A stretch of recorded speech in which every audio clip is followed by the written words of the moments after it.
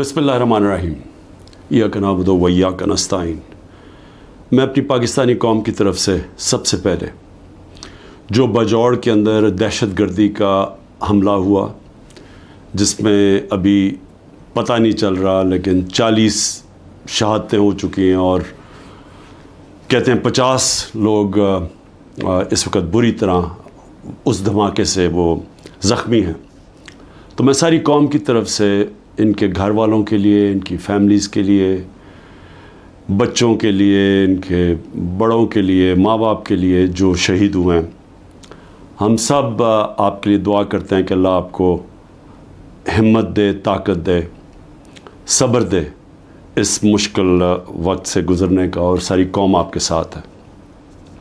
इसके साथ मैं अपनी गवर्नमेंट को जो पैगाम देना चाहता हूँ वो बड़ा आसान है, सिंपल है।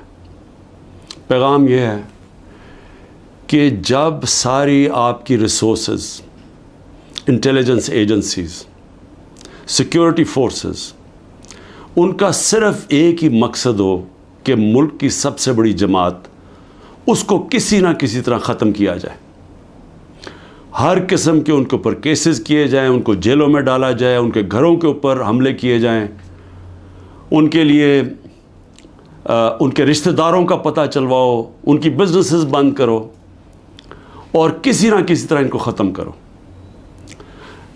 जब एक हुकूमत का सारी तवज्जो इधर आ जाती है तो वो कैसे, जो नज़र आ रहा है कि दहशत गर्दी बढ़ती जा रही है, वो कैसे इसका मुकाबला करेगी। देखिए, हमें एक अल्लाह ने सुनहरी मौका दिया था जब अफ़गान गवर्नमेंट गिरी और जो नई हुकूमत तालिबान की आई, तो हमारे पास एक सुनहरी मौका था कि हम इस दहशत गर्दी के ऊपर पूरी तरह काबू पा जाए। क्योंकि हमारा सबसे बड़ा क्या था कि जी, गनी हुकूमत के दौरान 3 डिफरेंट दहशत गर्द ग्रुप्स पाकिस्तान में वारदात करते थे। एक था दाइश या आईसिल, दूसरी TTP, और तीसरा था जो बलोच के लिबरेशन BLA। तो हम उनसे बड़ी कोशिश करते थे लेकिन कोई हमारी मदद नहीं करते थे। तो तालिबान जब गवर्नमेंट आई तो याद रखें कि पाकिस्तान वाहिद मुल्क था जिनके सबसे बेहतरीन ताल्लुकात थे तालिबान से, क्योंकि पाकिस्तान ने दुआ की टॉक्स करवाई, अमेरिकनों को इनके साथ बैठाया, तो सबसे करीब तो हम थे। तो असूलन तो हमें सीधी तौर उसका फ़ायदा उठाना चाहिए था, और ये जो ट्रांजिशन थी जिसमें वो हमारी मदद करने के लिए तैयार थे कि जो TTP को यहाँ सेटल करना था उसमें हम पूरी तरह तवज्जो देते, उनका बंदोबस्त करते कि जब वो यहाँ आना था उस मसले को वहाँ हल करते, और अफ़गान गवर्नमेंट पूरी तैयार थी मदद करने के लिए। लेकिन तवज्जो वहाँ से हट गई, गवर्नमेंट जैसी हमारी गई वहाँ से तवज्जो हट गई, और उसके बाद आहिस्ता आहिस्ता हम देखते आ रहे हैं कि ये दहशत गर्दी बढ़ती जा रही है। 636 एक साल में पख्तूनख्वा में सिर्फ दहशत गर्दी के वाक़या हुए हैं, जिसमें पख्तूनख्वा की पुलिस को सबसे ज़्यादा इसका नुकसान उठाना पड़ा, और उसके अलावा बलूचिस्तान में और वो जो कैंटोनमेंट पे जोब में अटैक हुआ। तो मेरी फिर से दरख्वास्त है कि ये मसला और बढ़ता जाएगा अगर अभी पूरी तरह तवज्जो ना दी और अपनी प्रायोरिटीज़ ठीक करें। ये जो तहरीक इंसाफ है, ये मुल्क दुश्मन नहीं है। जो मुल्क की जो अवाम, जिस 70%, 75% अवाम जिस जमात के साथ खड़ी है, वो मुल्क से ना गद्दारी कर सकती है ना उसकी दुश्मन है।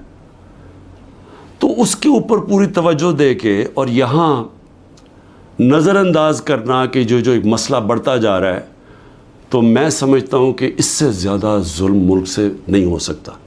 आगे माशी तौर पे हमारे हालात उधर पहुँच गए हैं जिधर आम आदमी, तनख्वाहदार तबका, उसका जीना मुश्किल है। बिजली का बिल, जो आज बिजली का बिल दे रहा है, वो सवाल तो ये पूछेगा ना कि साल पहले जब ये तहरीक इंसाफ की हुकूमत थी तो 16 रुपये यूनिट था, तो आज 50 रुपये यूनिट कैसे पहुंच गया?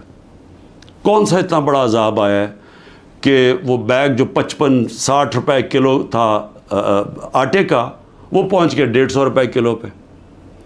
جو چاول ہیں وہ تقریباً دگنے ہو گئے چاول کی قیمت. تو ہر چیز جو یہ مہنگی ہوئی ہے, روپیہ تیزی سے گر گیا. تو پوچھیں گے تو صحیح کہ لوگ کہ ایک تو حکومت بدل کے یہ عذاب آ گیا, اور اس کے بعد جو دہشت گردی ختم ہو گئی تھی, بالکل نیچے چلی گئی تھی, وہ پھر سے بڑھنی شروع ہو گئی ہے. اور اس کے علاوہ کسی کو یہی نہیں پتا کہ اب ملک جا کدھر رہا ہے. نہ کوئی قانون ہے, نہ ملک کی کوئی آئین کی کسی کو پرواہ ہے. عدالتوں کے اوپر علیحدہ پریشر ڈالا ہوا ہے. صرف اور صرف ایک چیز سامنے ہے, کس طرح ملک کی سب سے بڑی جماعت کو ختم کیا جائے. اور کون ختم کرنا چاہتے ہیں؟ 30 سال سے یہ حکومت کر رہے ہیں ملک کے اوپر. 30 سال سے ملک پہ حکومت کر رہے ہیں. ایک دوسرے کو جو کہتے تھے کرپٹ ہیں, چور ہیں, منی لانڈرز ہیں, دونوں کو کہتے تھے ایک دوسرے کو. ایک دوسرے کے خلاف کیسز بنائے, کیسز ثابت بھی ہوئے, ملک سے باہر بھی بھاگ جاتے تھے.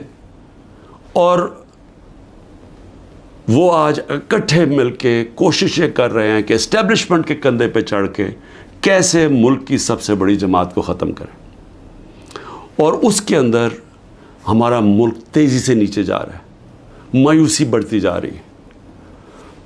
جب 12 لاکھ پاکستان کے پروفیشنلز ملک چھوڑ کے چلے جائیں, یہ پیسے سے زیادہ, یہ جو ہمارا ڈالر باہر نکلا ہے, کیونکہ یہ اپنے ڈالرز بھی لے کے گئے ہوں گے نا, تو جو ڈالرز باہر جا رہے ہیں وہ علیحدہ چیز ہے. لیکن جو برین ڈرین ہوئی ہے, جو آپ کے وہ لوگ جو کہ سب سے زیادہ معاشرے کی اٹھانے میں ان کا ہاتھ ہوتا ہے, پروفیشنلز کا, وہ جب ملک چھوڑ کے جا رہے ہیں, بزنس مین وہ ملک چھوڑ کے جا رہے ہیں, جو آپ کے ڈاکٹرز ہیں ہاسپٹلز میں, جو اسپیشلٹیز کے اندر جو ڈاکٹرز ہیں, جو اسپیشلسٹ ہیں, جب وہ ملک چھوڑ کے جا رہے ہیں, تو مجھے بتائیں ملک کا کیا مستقبل ہے. اور وہ اسی لیے ہے کہ کسی کو سمجھ ہی نہیں آ رہی ملک جا کدھر رہا ہے, کہ ایک پارٹی کو ختم کرتے کرتے سارے ملک کے ادارے تباہ کر دیے. کسی ادارے کے اوپر لوگوں کو اس وقت اعتماد نہیں ہے. ایف آئی اے کو تو لگایا ہوا ہے کہ جی کسی نہ کسی طرح پکڑو عمران خان کو اور یہ پی ٹی آئی کی لیڈرشپ کو, کسی طرح سائفر پہ پکڑ لو. یہ نہیں پتا کہ سائفر جتنی سائفر پہ بات ہوتی ہے تو ساری انگلیاں ان کے اوپر آتی ہیں. یہ جو آج اقتدار میں بیٹھے ہوئے ہیں, یہ ساری انگلی ان کے اوپر اٹھتی ہے. اور اب تو نون لیگ کے ڈیفنس منسٹر نے بھی کہہ دیا ہے کہ جنرل باجوہ نے تو ہمیں پہلے سے بتا دیا تھا کہ میں یہ گورنمنٹ گرانے لگا ہوں. اس نے تو یہ کہا ہے کہ اگر کرونا نہ آتا تو یہ تو 1 سال کے اندر گورنمنٹ گر گئی تھی ہماری, اور پنجاب تو وہ پہلے گرانا چاہتے تھے. اس کے بعد کہتے تھے تم سینٹر بھی لے لو. یہ نہیں کہ اس نے ڈیفنس منسٹر نے یہ جو بات کی ہے, ہمیں تو یہ پتہ ہی تھا کہ یہ ہو کیا رہا ہے, سازش ہوئی ہے. میں تو کہتا جا رہا تھا, اور سازش ڈیلے ہو گئی. 2 سال اگر کرونا کے نہ آتے تو اس کے وہ بھی کہتا ہے کہ گورنمنٹ پہلے چلی جانی تھی. تو ہمیں تو یہ پتہ تھا کہ سازش ہوئی ہے. لیکن یہ بھی ایک اور سوال اب اٹھتا ہے کہ کیسے کوئی آدمی جو گریڈ 22 کا ایک آفیسر ہے, کیسے وہ کس فورم پہ فیصلہ کرتا ہے کہ کون سی حکومت رہنی چاہیے, کون سی جانی چاہیے.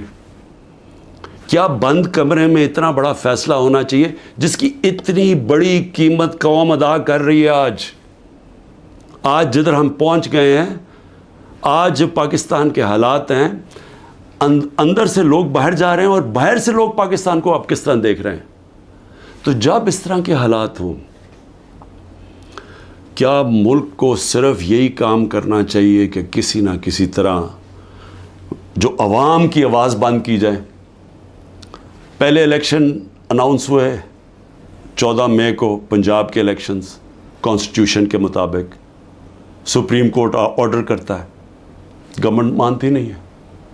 اسی وقت مجھے ویسے افسوس سے کہنا پڑتا ہے کہ سپریم کورٹ کو اس وقت اپنی ریٹ قائم کرنی چاہیے تھی. ہمیں افسوس ہے کہ انہوں نے اس حکومت کو آئین کو توڑنے کی اجازت دے دی. جب آپ نے ان کو کوئی ایکشن ہی نہیں لیا تو اس کا مطلب گورنمنٹ اور تو چوڑی ہو گئی. اب تو کھل کے کہہ رہی ہے کہ اگر سپریم کورٹ فیصلہ بھی کرتا ہے ملٹری کورٹس پہ ہم مانیں گے نہیں, کیونکہ اب تو ان کے لیے تو پاکستان اب جو طاقتور بیٹھا ہوا ہے وہ فیصلہ کرے گا آئین کا کون سی شق ماننی ہے کون سی نہیں ماننی. تو میں صرف اس کا یہ آگے بڑھنے سے پہلے یہ جو جنرل باجوہ کی باتیں آپ سامنے آ رہی ہیں، کئی ایسی باتیں ہیں جو میں اس لیے نہیں کرتا، میں اپنے اداروں کو نقصان نہیں پہنچانا چاہتا، لیکن جو یہ جس طرح انہوں نے ایک سازش کر کے گورنمنٹ گرائی اور کیسے وہ ملے ہوئے تھے دوسروں کے ساتھ، یہ جو پی ڈی ایم کے لوگوں کے ساتھ کیسے ان کے رابطے تھے، اور کیسے انہوں نے جو سب سے بڑا ظلم کیا کہ احتساب کا عمل ختم کیا. احتساب یاد رکھیں کہ جو کرپشن کیسز تھے، میں بار بار کہتا ہوں 95% ہمارے پہلے کے کرپشن کیسز آ رہے تھے، ہمیں وراثت میں ملے تھے، ہم نے نہیں بنائے تھے. میرے اوپر تو آج 200 کیسز تقریباً ہو چکے ہیں چند مہینے کے اندر. ان کے اوپر 2 3 کیسز تھے اور وہ سارے پرانے بنے ہوئے تھے، 95% پرانے کیسز تھے. ہمیں تو وہ جو احتساب کا عمل تھا وہ بھی جنرل باجوہ نے اس لیے نہیں چلنے دیا کیونکہ ان کی پہلے سے ان سے ڈیل چل رہی تھی، بات چیت چل رہی تھی. لیکن ملک کو آج کتنا نقصان ہوا، وہ کون سا فورم ہے جس کے اندر یہ جائزہ لیا جائے گا کہ ایک کس طرح کے فیصلے نے اس عوام کو کتنا نقصان پہنچایا. میں دوسری بات جو کرنا چاہتا ہوں وہ یہ کہ دیکھیں، مجھے جو سب سے بڑا مجھے خوشی تھی وہ یہ کہ تحریک انصاف پہلی جماعت تھی جس نے خواتین کو پالیٹکس میں لے کے آئے، یعنی انہوں نے شرکت کی پاکستان کی سیاست کے اندر. مجھے فخر اس لیے ہے کہ یہ جو پاکستان موومنٹ تھی اس میں میری والدہ بتاتی ہیں کہ عورتیں کتنی شرکت کرتی تھیں اس پاکستان موومنٹ کے اندر. تو یہ پہلی دفعہ اس طرح عورتوں نے اتنی تعداد میں شرکت کی. ہم جو بائی الیکشنز جیتے، یاد رکھیں کہ جو ہم بائی الیکشنز جیتے ہیں 37 میں سے 30 بائی الیکشن ہم جیتے ہیں، اس میں عورتوں کا بہت بڑا ٹرن آؤٹ تھا. یہاں الیکشن کمیشن کو مصیبت پڑی ہوتی ہے کہ اگر اتنی عورتیں نہ پولنگ اسٹیشن پر نکلی تو ہم الیکشن کینسل کر دیں گے. یہاں ریکارڈ ٹرن آؤٹ ہوا عورتوں کا جس سے ہم نے بائی الیکشنز جیتے.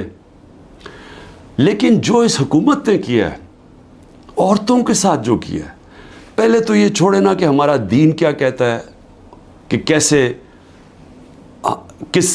کیا رویہ ہمارا ہونا چاہیے اسلام میں عورتوں کے ساتھ. اس کے بعد ہمارا جو کلچر ہے، میں بار بار لوگوں کو بتاتا ہوں کہ میں جب پہلی دفعہ باہر گیا پاکستان سے تو میں حیران ہو گیا. اس طرح کی عورتوں کی عزت باہر نہیں ہے، مغربی معاشرے میں نہیں ہے جو کہ ہمارے معاشروں میں ہے.